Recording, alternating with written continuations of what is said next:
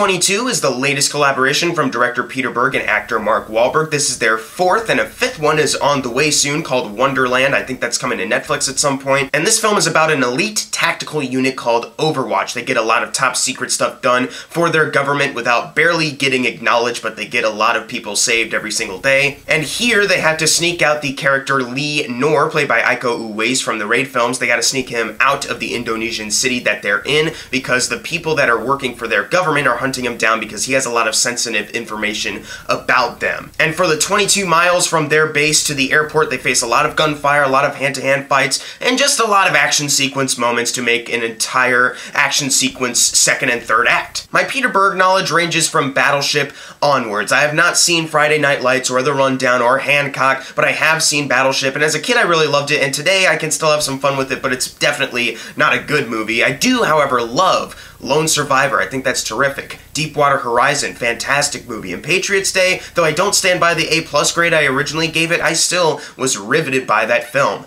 But those three movies are based on a true story, and this movie, Mile 22, is a work of fiction. Now you look back at Peter Berg's filmography, and besides The Rundown, his works of fiction have been a little iffy with some people. Very Bad Things, The Hancock, The Kingdom, all these movies just didn't get the right amount of critical praise that his most recent based on a true story films have. It seems that his only work of fiction that people generally seem to like was The Rundown, and Friday Night Lights was another based on a true story film. So I didn't really know how to feel about this movie, because when I was first told that Peter Berg and Mark Wahlberg had another film coming out this year, I was like, all right, fantastic, I can't wait to see it. But as soon as I learned that it wasn't based on another true story, I was like, oh, well, now I don't know how to feel, and it only made it worse when I found out that the writer of this film hasn't written anything else before. This is a first-time writer.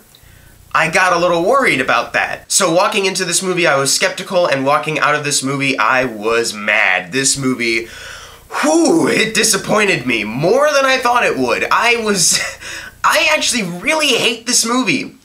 And I was not expecting to hate this movie, but I did. In like the first couple minutes, I knew I was in for something very rocky, because we're starting off and we're seeing this team on a mission, and I was like, alright, let's see what they can do here. They have this plan to sneak into this house run by this Russian mob or something. Alright, let's see how that goes. As soon as the action sequences start to kick in, that's when I knew, oh no, we're in trouble. It's a lot of quick cuts, cutting everywhere from multiple different angles, where it's totally incomprehensible. Like, I could not tell what was going on for a large portion of this film. And some stuff goes down in this opening action scene, and I was like, okay, well, you at least have some story potential there, let's see where this goes. And throughout the rest of the film, no one really makes mention of it. No one seems to be really affected by that mission, and you're just kind of like, okay, why did you show this then? If it's not going to affect our main characters, then what's the point? And the opening sequence only comes into play near the last minute of the film, and I was like, well, now it's a little too late, don't you think? Because you're wrapping up the film. And after that opening sequence, we get an opening credit montage where they describe Mark Wahlberg's character James Silva in his entirety. They talk about how he's gifted, how he wasn't like the other kids, and it's all done in this opening credit montage with ADR looped over it. And I was like, oh no, this is your idea of character development? Just laying everything out there? Because that's not character development, that's the studio literally force-feeding information to you. And it's like, I would rather just get to know this character from the movie, not just this opening credit montage where you just lay everything out. But it's not like it really would have mattered that much, because Mark Wahlberg is awful in this movie. He is trash. And I hate saying that because I do like Mark Wahlberg as an actor, but in this movie, he's god-awful. He is so irritating throughout this entire film. He does nothing but whine and complain and then monologue about how angry and frustrated he is at everyone. It's like, oh my god, dude, take a chill pill. And they try to explain, like, because he's gifted, that's why he's so angry all the time. And I was just sitting there thinking, like, okay, fine, but do you think you could explore this in a more compelling way? Do you think you could give him actual, like, lines of dialogue that make you intrigued by his character? Make you actually laugh at some of the jokes he's telling? Because he's throwing out a lot of zingers at people. None of them seem to land, though. A lot of them are just like, dude, why are you saying this? Like, honestly, why are you saying this? You're working for this elite tactical unit yet you're acting like a child, like you're in Boston, and you're dealing with someone on the street or something. Like, why are you acting like this? And there's a few times where people try to call him out for it, but he doesn't change. He still acts the exact same way. You don't feel like his character is going through any form of arc. There's a moment where you think, okay, there's an arc there, he's changing his perspective on some things, but then once he does something else, he's exactly the same way again, and it's just like you just completely retconned the arc that you were trying to go for. It was the only thing that could have redeemed his character after watching his annoying ass throughout this entire film, but you didn't do it. And Lauren Cohan, I haven't seen her in The Walking Dead, but I do like her performance in The Boy. This movie, however, is not that good for her. It really isn't. She has an interesting story where she's a divorced mom, she's trying to reconnect with her child, but because she's on multiple missions with this group that she's a part of, she can't be there. And when I'm describing it to you, you're like, okay, it doesn't sound that bad, but the way you see it presented in this film,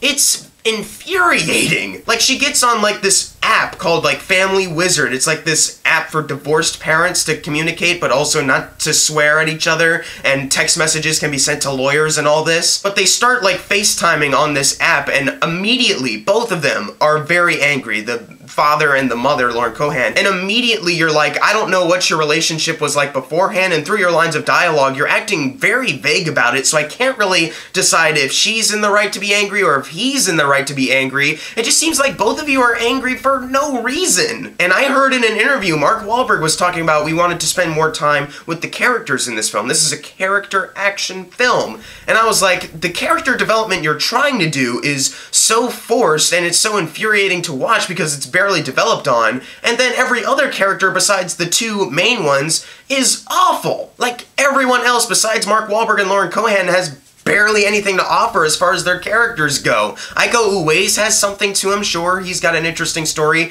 and I was really hoping that he could save this movie for me, but he really didn't. His talents are surely wasted here. Not just acting, not just character story wasted, but action scenes. Iko Uwais is the guy from the Raid films, two of the best action films ever made, pretty much, and they try to put in some martial arts action sequences into this film. And I'm sure if you were on set that day and you were just watching it, not through the camera, but if you were just watching on the set him perform these stunts, you would probably say, wow, these are phenomenal. Like, I've got chills going down my spine because of the great choreography. And there are a few shots where you can be like, yeah, the choreography does look pretty good.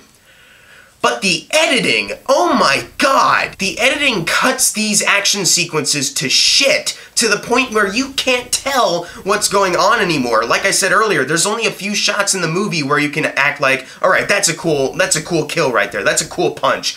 But for the most part, it's like, okay, what's happening now? can you just stop, focus up, put the camera down, steady it up, put it in a wide. Berg, put it in a wide. And it really sucks because Iko Uwais does have a few action sequences that could have been the best parts of this film, but because of the way they're edited, because of the way they're directed, it sucks. It's a huge disservice to his talents, and I have no idea why they would even hire him in the first place if they were just going to ruin his action sequences. I will say though, his character was definitely the most intriguing out of anyone, but like I said earlier, it's barely developed on at all, so you're just kind of left wondering like, could there have been more to this? Could this movie actually have been good if they spent more time with these people, on the story even? Ronda Rousey, apparently she's doing more movies now, and she's not bad in this movie, but she has nothing to do here. She's literally just there to do some action scenes and to say a couple funny lines earlier. And that's kind of it. Like, there's no character for her to work with. So as much as I'm like, okay, her performance isn't bad here, like, she's doing fine, but there's nothing elevating her. She's not elevating herself. There's nothing going on with her. And John Malkovich, as the guy in charge, not only does he look really hilariously awkward with hair, his haircut, it's weird seeing him with hair, but his character is basically just the guy walking around going, alright, what's going on now? We need you to get this done. Head to the airport. What are you doing? Here's the information you need. What are you doing? Like, it's just a lot of the same stuff. He describes, like, how great their team is, and then he's just like, alright, let's keep going. Look, come on, we gotta keep moving, people. Alright, here's where you need to go next. Keep moving. What are you waiting for? It's the same amount of dialogue for him, and he has nothing to do. There's a moment earlier that's really weird, is that he has, like, these presidential bobbleheads, and he's got a bunch. He's got one for Obama. They even have a shot where they focus on him placing down the Donald Trump one. I guess for humor, or maybe it wasn't humor because they don't make a joke out of it. It's just a shot of a Donald Trump bobblehead next to the Obama one. I don't... Why? It's not like anyone talks about these bobbleheads, but John Malkovich has them. You think, is this a character thing? Is he patriotic? Does he love just everything about politics? What's up with him? Nothing. He stares at screens and tells people to do stuff that they're already trying to do.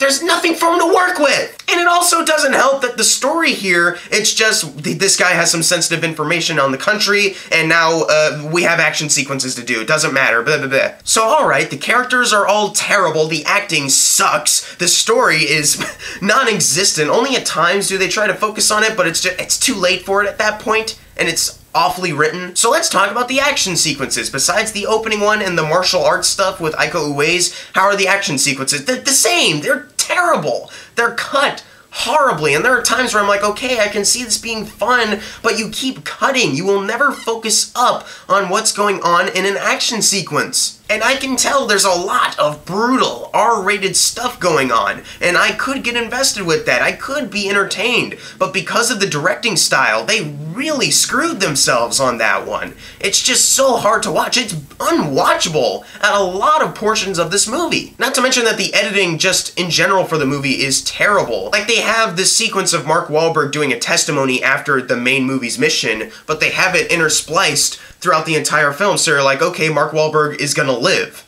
and something's gonna go wrong because that's why he's doing a testimony, right? Why else would he be doing that? So you're just kind of left wondering and thinking like, okay, I'm waiting for something to go wrong, and it also doesn't help that it's the most predictable thing to go wrong. Literally called it within a character's introduction. I was like, okay, this guy is not all he seems to be, there's something more going on here, and I was right. It's the most obvious thing ever. And what sucks even more for this movie is that they ended off hinting at a sequel. They can never just end a film anymore. They have to promise a sequel. They gotta promise another one, and it's so lame. I was like, I don't care about these characters. I don't like any of the performances. The action sequences were all terrible, and if you're promising me a sequel with this lame story, I don't want to come back for it, and I'm sure a lot of people won't want to come back for it. In the end, this movie pissed me off more than I ever thought a Peter Berg, Mark Wahlberg movie ever could. I'm a big fan of Lone Survivor and Deep Water and Patriots Day. This is definitely their worst film, and out of the 5 Peter Berg movies I've seen, this one is the worst of it. It's borderline unwatchable. I'm gonna give Mile 22 a D-. The acting is infuriatingly annoying and the characters barely have anything to work off of. The story is a huge load of wasted potential and just lame execution. The action sequences are cut so horribly that I can't even be entertained at them and say, well, it's an entertaining, just sit down and just watch the action. Like, no. And also it takes a long time for them to get to that action sequence after the opening sequence, so you're just kind of left with this awkward, terribly made movie. I would not recommend this to anyone, even if you're a Mark Wahlberg fan. I had a ton of people walking into the theater yelling about how they're a big fan of Mark Wahlberg, a bunch of dude bros in the audience. And honestly, I feel bad for them because they saw a movie that wasn't even a complete movie. Just a corporate product to try to get people back for another one.